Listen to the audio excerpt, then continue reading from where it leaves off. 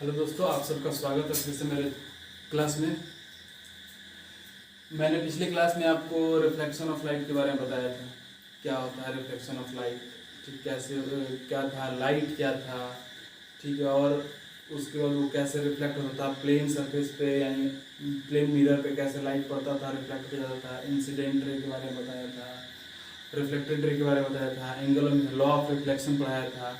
तो इतने सारे टॉपिक्स मैंने आपको उस समय बताए थे। अब उससे आगे बढ़ते हैं, ठीक है, और मैं आपको आगे बताने जा रहा हूँ लॉ ऑफ इमेज फॉर्मेशन।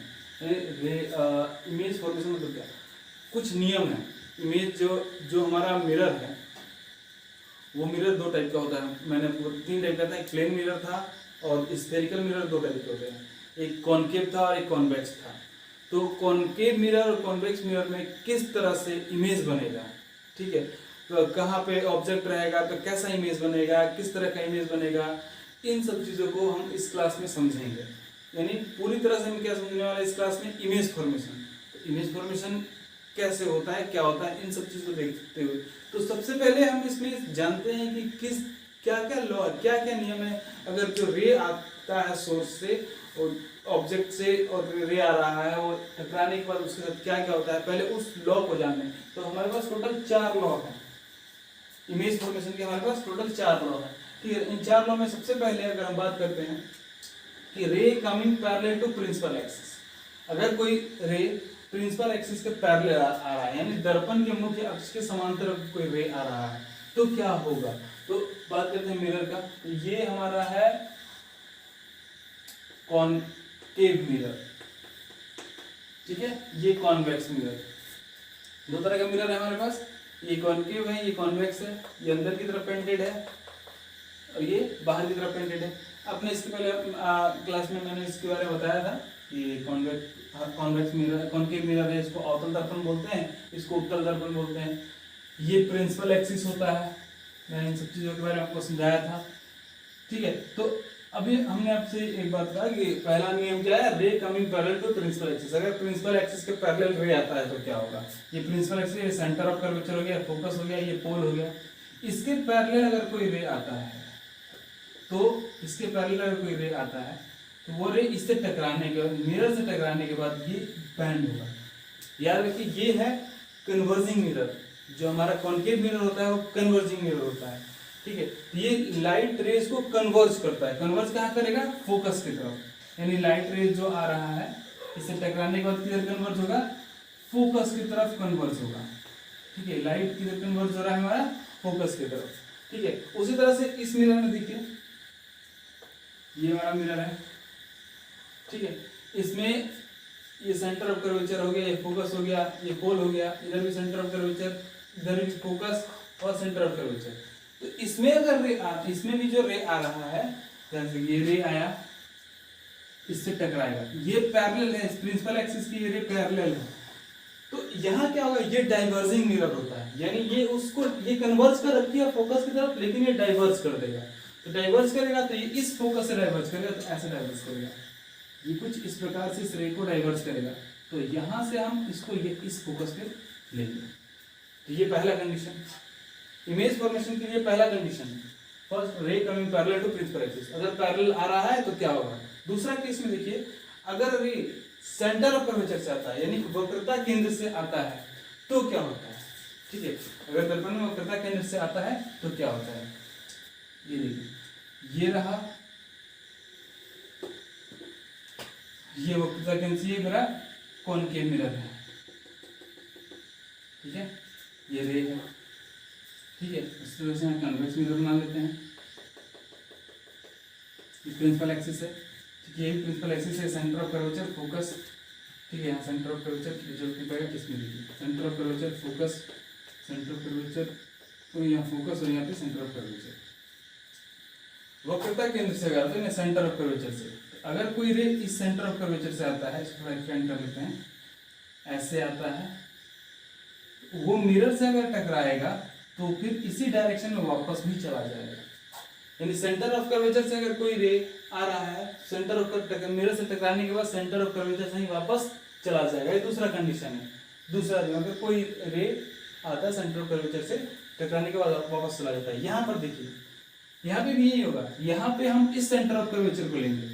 तो अगर कोई रे इस सेंटर ऑफ कर्वेचर से आता है, ठीक है, तो मिरर से टकराने के बाद वो इसी डायरेक्शन में वापस आएगा और हम इसको आगे एक्सटेंड कर ले रहे हैं कि इस तरह से। ठीक है, ये चीज समझ में आ रहा है? दोनों आसान है, पूरा कॉन्सेप्ट इसका बहुत इजी है। ठीक है, बस कुछ कुछ पॉइंट्स को दिमाग में रखना है, ये इस नियम को दिमाग में रखना है ताकि हम अगर आगे इमेज फॉर्मेशन करें तो हमारा हेल्प हो और यही इमेज फॉर्म करेगा आगे चलकर। ठीक है, ये है लॉ ऑफ इमेज फॉर्मेशन, यानी इमेज के बनने का, प्रतिबिंब बनने के नियम क्या क्या है। तीसरा पॉइंट देखिए, ray coming through the focus. अगर फोकस से रे आता है, ठीक है, फिर से यही मिरर बनाते हैं हम लोग। ठीक है, ये सेंटर ऑफ कर्वेचर, ये फोकस। अब बात करते हैं ना कि अगर कोई रे फोकस से आता है, ठीक है, ये सपोज करिए ये रे हमारा फोकस से आया, तो ये मिरर से टकराएगा, तो इसके साथ क्या होगा, तो जैसे यहाँ पर ये प्रिंसिपल एक्सिस के पैरेलल आता था तो फोकस से गया, तो अगर फोकस से आएगा तो प्रिंसिपल एक्सिस के पैरेलल चला जाएगा, यानी ये प्रिंसिपल एक्सिस के पैरेलल चला जाएगा। ठीक है, इस कंडीशन में क्या होगा, वही चीज होगा, कॉन्वेक्स के केस में भी वही चीज होगा। ये हो गया आपका सेंटर ऑफ कर्वेचर, ये फोकस, इधर में ये फोकस, ये सेंटर ऑफ कर्वेचर। ठीक है, कोई रे अगर फोकस से आता है, कोई रे अगर फोकस से आता है तो उसके साथ क्या होगा, देखिए ये रे आ रहा है फोकस से, यहां टकराएगा और इसके पैरेलल हो जाएगा। ठीक है, इसको एक्सपेंड कर लेंगे आगे देखो, ये कुछ इस तरह का होगा। ठीक है, एक चीज आप लोग अपने दिमाग में बैठा लीजिए कि हिंदी मीडियम वाले जो बच्चे हैं, फ्यूचर में हिंदी काम नहीं आएगा अगर आप बाहर जाएंगे, तो आपको इंग्लिश टर्म इसका जानना ही पड़ेगा। हम इसको अवतल दर्पण बोल दिए, इसको उत्तल दर्पण बोल दिए, 12th क्लास तक आसानी से आप समझ सकते हैं, कर भी सकते हैं, बट 12th क्लास के बाद अगर आप आगे कॉम्पिटिशन के लिए और आगे बढ़ेंगे ना, चाहे बड़े बड़े इंस्टीट्यूट में जाएंगे, चाहे कहीं भी पढ़ने जाएंगे, तो बाहर में अवतल उत्तल का बहुत कम मिलेगा। ठीक है, चांस कम है। आप इंजीनियरिंग करने जाओगे, वहां भी कॉन्वेक्स होगा, कॉनकेव होगा, यानी इंग्लिश का टर्म्स आपको याद रखना ही पड़ेगा किसी हाल में। तो आप इसको ध्यान देंगे। मैंने इसके ऊपर जितना जो भी होता है इंग्लिश में, उसका हिंदी जरूर लिख देता हूँ ताकि आपको समझ में आसानी से आए। हिंदी वाले बच्चे इंग्लिश में इस चीज को जरूर जाने। ठीक है, उसको क्या कहते हैं, इस कॉनकेव को अवतल दर्पण को कॉनकेव, उत्तल को कॉन्वेक्स, ये चीज आप याद रखेंगे। ठीक है, ये तीन केस आपको समझ में आया। चौथा केस देखिए क्या आ रहा है, रे कमिंग थ्रू पोल। अगर रे पोल से आता है तो क्या होता है, देखिए ये मिरर हमारा, ठीक है, ये आपका हो गया principal axis, centre of curvature, focus. ठीक है, रे कहां से आ रहा है, पोल से, यानी ये रे पोल से आया, टकराने के बाद वो ऐसे चला जाएगा। ठीक है, ये है आई, एंगल ऑफ इंसिडेंस, और ये एंगल ऑफ रिफ्लेक्शन, दोनों इक्वल होगा। लॉ ऑफ रिफ्लेक्शन पढ़ा था ना सेकेंड लॉ, बस उसी से इसको नॉर्मल मान लेते हैं। तो ये इंसिडेंट रे, ये रिफ्लेक्टेड रे, तो जो आएगा वो आई और आर इक्वल होगा। उसी तरह से इस केस में भी वही होगा।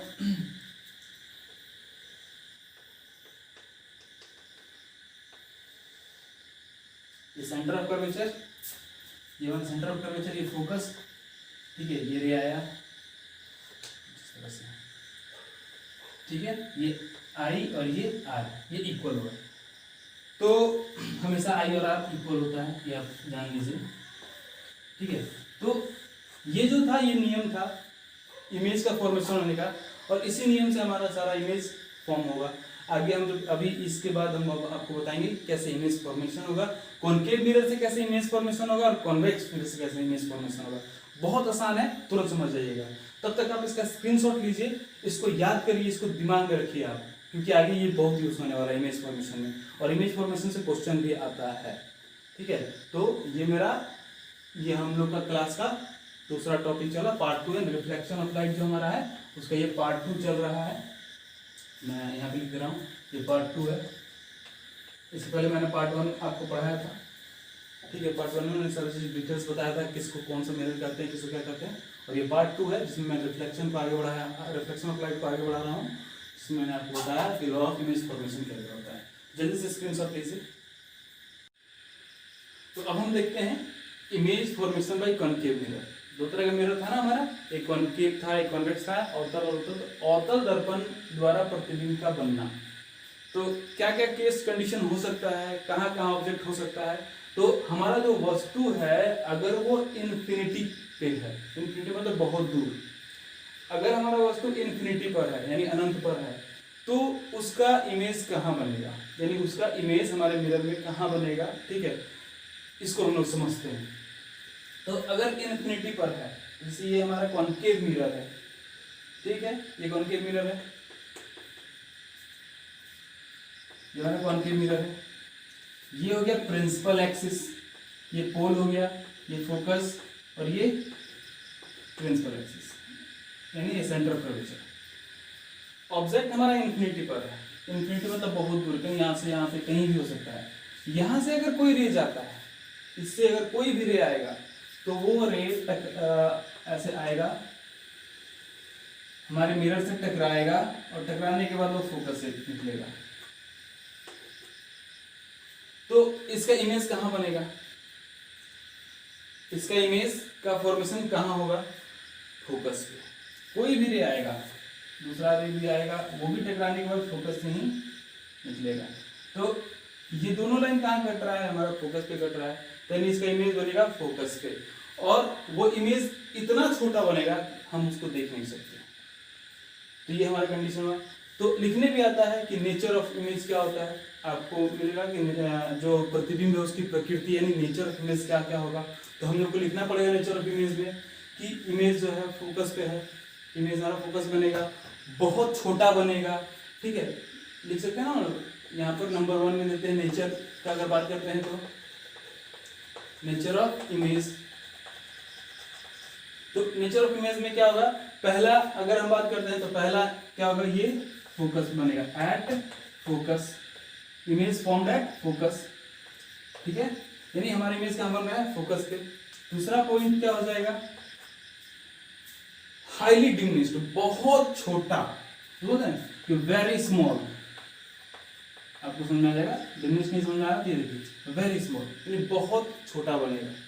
ठीक है, एक चीज आप लोगों को मैं बताना चाहता हूं कि ये हमारा मिरर है, ये मिरर कोई इमेज का प्रकृति होता है ना, इमेज का भी नेचर होता है, नहीं रियल इमेज और वर्चुअल इमेज। ये क्या होता है, वर्चुअल इमेज वो इमेज होता है जो कि मिरर के पीछे बनता है, यानी ये मिरर है, ये पेंटेड साइड है, अगर इसके पीछे हमारा इमेज बन रहा है तो वो होगा इमेज वर्चुअल इमेज। ठीक है, यानी हम खड़े हैं तो हमारा इमेज हमारे सामने होगा। ठीक, अगर वो मिरर के इसी साइड, जिस साइड ऑब्जेक्ट रखा हुआ है, अगर उसी साइड इमेज बनता है तो वो रियल इमेज होता है, जो हम टीवी स्क्रीन पर देखते हैं वो रियल इमेज होता है। ठीक है, आईने में देखते हैं अपना चेहरा ना, वो वर्चुअल इमेज होता है। तो वर्चुअल इमेज और रियल इमेज, वर्चुअल इमेज होगा तो वो हमेशा सीधा होगा, रियल होगा तो वो इन्वर्टेड होगा, सीधा। ठीक है, इरेक्ट यानी सीधा, और वर्चुअल रियल होगा तो वो हमेशा इन्वर्टेड होगा, नीचे की तरफ झुका हुआ होगा। ठीक है, आगे इमेज बनेगा तो आप उसमें देखेंगे इस चीज को और समझेंगे भी। तो अब बात करते हैं, अगर जो हमारा ऑब्जेक्ट है वो बियॉन्ड सेंटर ऑफ कर्वेचर यानी सेंटर ऑफ कर्वेचर से दूर है, ठीक है, यानी वक्रता इन्फिनिटी पे नहीं है, बट इन्फिनिटी और सेंटर ऑफ कर्वेचर के बीच में है, कहीं पे भी हो सकता है, यहाँ पे हो सकता है यहाँ पे हो, कहीं भी हो। तो उस कंडीशन में कैसे इमेज बनेगा, क्या वो होगा, कैसे होगा, इसको हम समझते हैं। तो अगर बात करते हैं बियॉन्ड सेंटर ऑफ कर्वेचर का, तो हमारा इमेज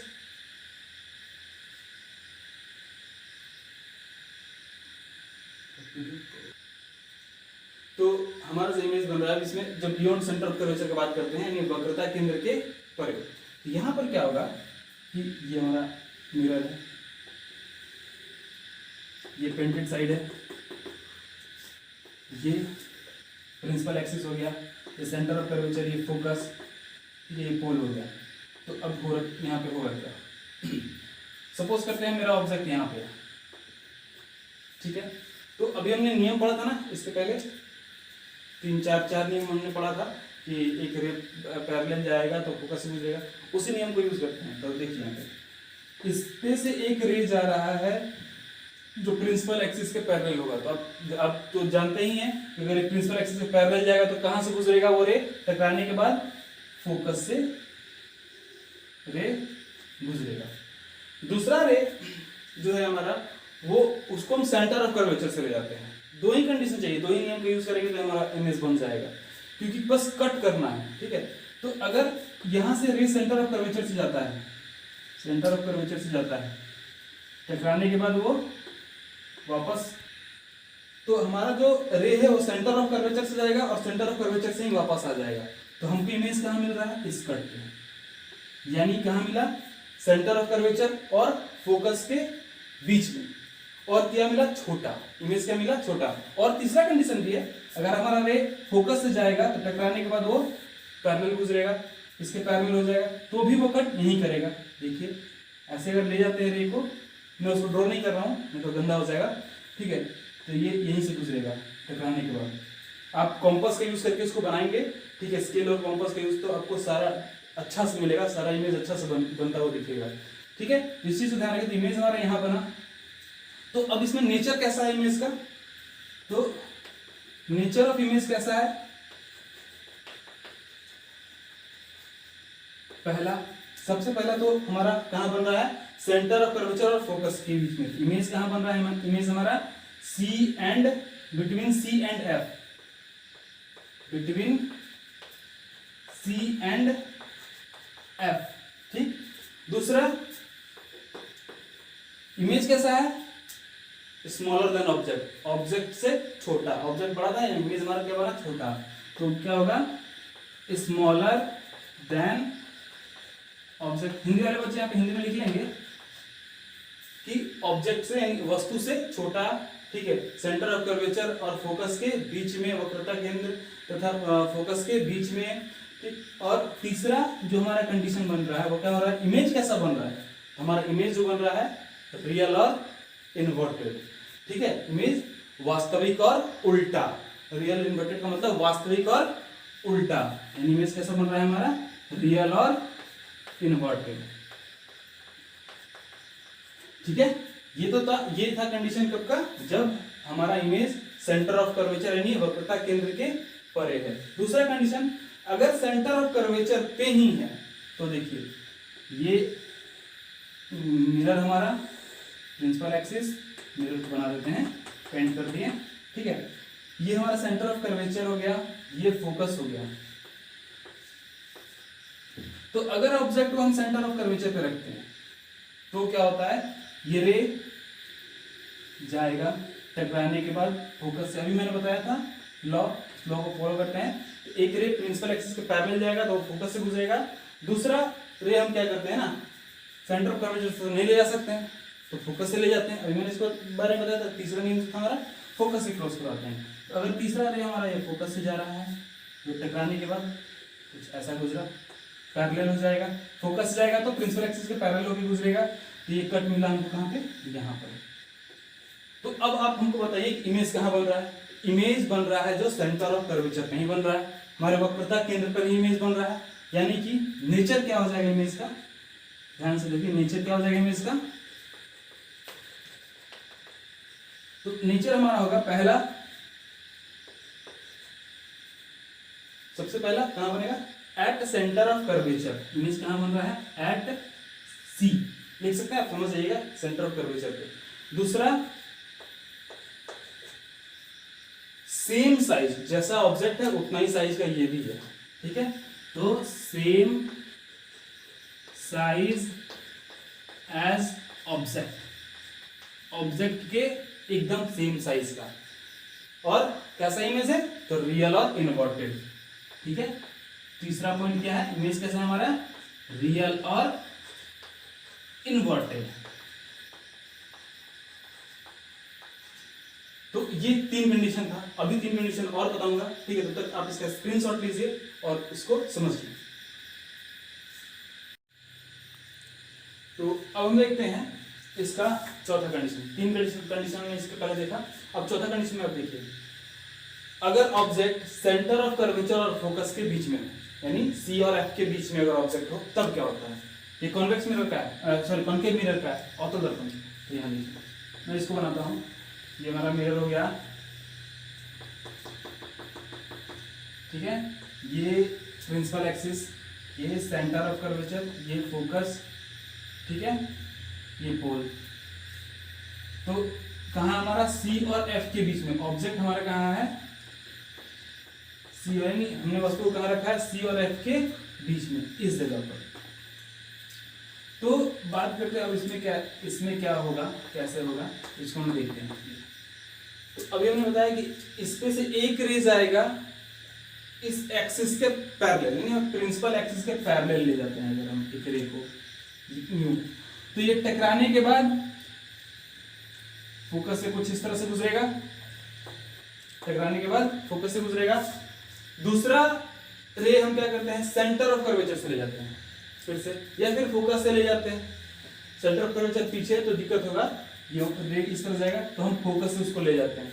3 कंडीशन मैंने बताया था ना आपको, 4 कंडीशन कोई भी यूज कर सकते हैं, ठीक है। तो अगर ये रे फोकस से जाता है तो यहाँ पे हिट करेगा और क्या होगा, प्रिंसिपल एक्सिस के वो पैरेलल हो जाएगा, यानी ये प्रिंसिपल एक्सिस के पैरेलल कुछ इस तरह से निकल जाएगा। तो इमेज हमारा क्या बन रहा है, यहाँ इमेज क्या बन रहा है, इस जगह पे। तो ये कहां बना इमेज, सेंटर ऑफ कर्वेचर के पीछे, सेंटर ऑफ कर्वेचर के पीछे, यानी जो हमारा नेचर होगा इमेज का क्या होगा,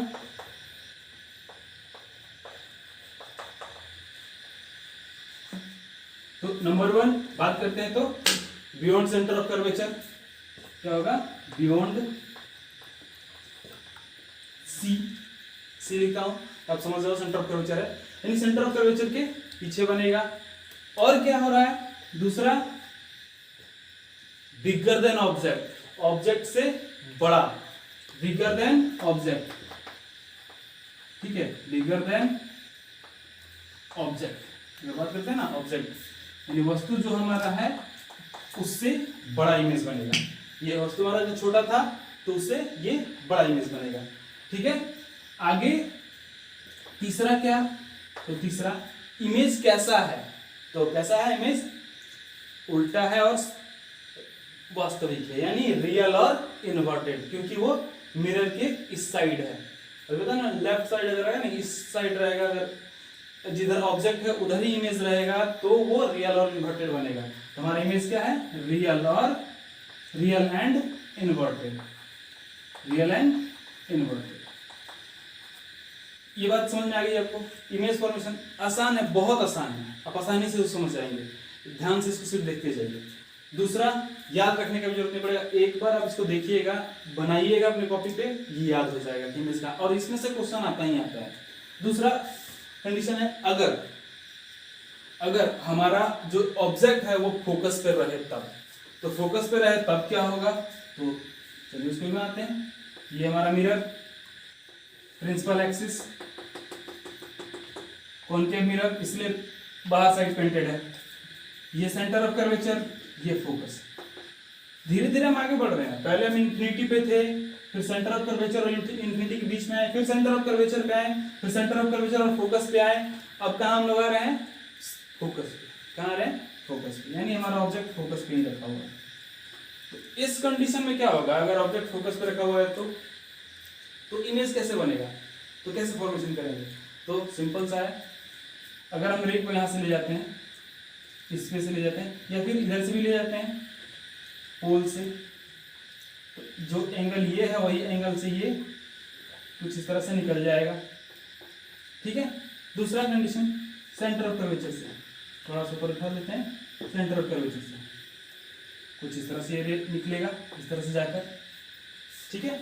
तो इमेज हमारा क्या बन रहा है, जाहिर सा बात है दोनों लाइन पैरेलल दिख रहा है हमको, तो इमेज कहीं बनेगा, नहीं बनेगा। इन्फिनिटी पर जाकर बन सकता है, इन्फिनिटी पे बहुत दूर, लेकिन और बहुत बड़ा बन सकता है, तो उसको हम इग्नोर कर लेते हैं। तो हमारा इमेज क्या हो जाएगा, एट इन्फिनिटी, और बहुत बड़ा लिख सकते हैं, ठीक है। तो नेचर क्या हो जाएगा, देखिए नेचर ऑफ इमेज क्या हो जाएगा, सबसे पहले तो कहां बनेगा इमेज, पहला नंबर एट इन्फिनिटी, क्या लिखेंगे हम, एट इंफिनिटी यानी अनंत पर, यानी इमेज कहां बनेगा हमारा, अनंत पर। ठीक, कैसा बनेगा, तो जाहिर सा बात है अनंत पर बनेगा तो हाईली मैग्नीफाइड, बहुत बड़ा। ठीक है, यानी हाईली मैग्नीफाइड लिख सकते हैं हम लोग उसको।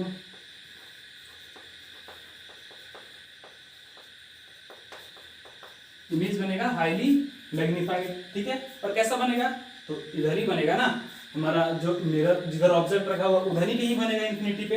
तो फिर से रियल और रियल एंड इनवर्टेड इमेज। ठीक है, ये समझ में आ गया। तीसरा कंडीशन है जब इमेज पोल और फोकस के बीच में हो, और यही कंडीशन सबसे इंपॉर्टेंट कंडीशन है, क्योंकि जब हम मिरर के सामने खड़े होते हैं तो पोल और फोकस के बीच में ही खड़े होते हैं, इसके बाहर हम खड़े नहीं होते हैं। अपना इमेज अगर हमको देखना है मिरर में तो हमको पोल और फोकस के बीच में ही खड़ा होना पड़ेगा, और यहाँ पे पोल और फोकस के बीच में हम खड़े होते हैं। तो ये आपको याद रखना है। ठीक है, ये बताएगा कि हमारा कॉनकेव मिरर कैसा इमेज बनाता है हम लोग का। अगर हम कॉनकेव मिरर में अपना चेहरा देखना चाहते हैं या किसी चीज को देखना चाहते हैं तो वो इमेज कैसा बनेगा, यही शो करेगा। क्योंकि अभी आपने जितना भी इसका 5 कंडीशन हमने देखा, पांचों कंडीशन में जो इमेज बन रहा है वो रियल इन्वर्टेड बन रहा है। ठीक है, रियल इन्वर्टेड बन रहा है, यानी उस इमेज को हम सामने देख नहीं पाएंगे, आईने में देख नहीं पाएंगे। लेकिन अब जो कंडीशन आएगा उस कंडीशन में हम इमेज को अपने चेहरे को आईने में देख पाएंगे। तो यही कंडीशन, ये इमेज फॉर्मेशन यहाँ पे होगा। तो कैसे होगा देखिए, ये हमारा मिरर, यहाँ पे आ गया प्रिंसिपल एक्सिस, ये हमारा सेंटर ऑफ कर्वेचर, ये फोकस। ठीक है, यहाँ पे एफ डैश और सी डैश, जितनी दूरी यहाँ से यहाँ उतनी दूरी यहाँ पे, जितना दूरी यहाँ पे जितना दूरी वहाँ पे, ये बस दिमाग में बैठा लीजिए। ठीक है, अब हमारा इमेज कहाँ है, हमारा इमेज इस ऑब्जेक्ट, सॉरी हमारा ऑब्जेक्ट इस जगह पे है। तो इस जगह पे ऑब्जेक्ट है, तो अभी हम क्या क्या समझ रहे हैं कि अगर एक रे प्रिंसिपल एक्सिस के पैरेलल जाता है तो कहां से क्रॉस करेगा, वो फोकस से गुजरेगा। ठीक है, कहां से गुजरेगा, हमारा फोकस से। दूसरा, अगर सेंटर ऑफ कर्वेचर से जाता है, सेंटर ऑफ कर्वेचर से, तो ये कहां से जाएगा, ये कुछ इस तरह से जाएगा, ऐसे गया और ऐसे वापस। अब यहां पे ये कहीं मिलेगा नहीं, क्योंकि ये फैलते जा रहा है, तो ये कहीं मिलेगा नहीं, आगे चल के कहीं मिलने वाला है नहीं। तो हम इसको पीछे की तरफ एक्सटेंड करते हैं, हमारे मिरर के पीछे की तरफ एक्सटेंड करते हैं। तो हम इसको पीछे की तरफ एक्सटेंड करते हैं कुछ इस तरह से। इसको हमने कुछ इस तरह से एक्सटेंड किया तो इमेज कहां बना हमारा, यहां बना, ये इमेज बना हमारा। ठीक है, तो कैसा इमेज बना, तो इमेज जो हमारा बना वो ऑब्जेक्ट से बड़ा बना, और कैसा बना, वर्चुअल और इरेक्ट। कैसा बना, वर्चुअल और इरेक्ट, आभासी और सीधा। वर्चुअल को आभासी करते हैं, ठीक है, आभासी प्रतिबिंब और सीधा प्रतिबिंब बना। ठीक, ऑब्जेक्ट कितना छोटा था, हमारा ऑब्जेक्ट जो था ये इतना छोटा था, लेकिन इमेज कितना बड़ा बना, बड़ा। तो याद रखिएगा कॉनकेव मिरर बड़ा इमेज बनाता है, इसीलिए इसका यूज जो होता है वो सेविंग मिरर्स में होता है, जिससे हम लोग सेविंग करते हैं ना, उस मिरर्स में यूज होता है। फिर जो मेकअप किट होता है ना, उसमें यूज होता है इस मिरर का, ताकि वो चीज बड़ा बड़ा दिखे। यहाँ पे हमारा कट है, क्या है कि वो देखिए डेंटिस्ट यूज करते हैं दांत को बड़ा देखने के लिए, इस मिरर का यूज करते हैं।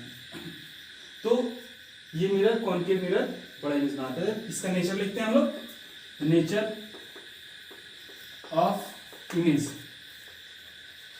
क्या होगा, पहला सबसे पहले तो ऑब्जेक्ट बनेगा कहां, बिहाइंड द मिरर। क्या लिखेंगे हम, ऑब्जेक्ट बिहाइंड द मिरर, यानी मिरर के पीछे। दूसरा, लार्जर देन ऑब्जेक्ट या फिर बिगर देन ऑब्जेक्ट,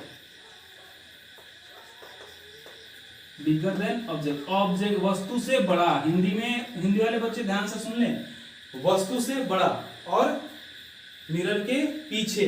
तीसरा, कैसा इमेज है ये, वर्चुअल और इरेक्ट, यानी आभासी और सीधा। इमेज कैसा है, वर्चुअल है और एंड इरेक्ट। ठीक है, ये आपका कंप्लीट हुआ कॉनकेव मिरर का इमेज फॉर्मेशन। अब इसके साथ हम पढ़ लेते हैं कॉन्वेक्स मिरर का इमेज फॉर्मेशन। तब तक आप स्क्रीनशॉट लीजिए और इसको याद कीजिए।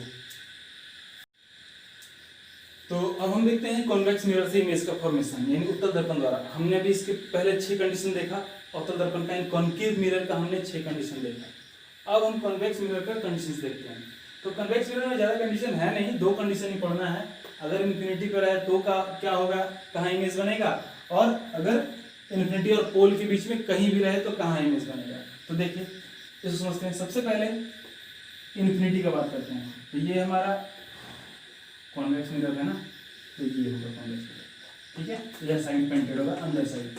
ठीक है, और ये उठा हुआ साइड पेंटेड नहीं होगा, ये रिफ्लेक्टेड साइड होगा। ये हमारा प्रिंसिपल एक्सिस, ये सेंटर ऑफ कर्वेचर, ये फोकस, इधर भी एफ डैश, इधर भी सी।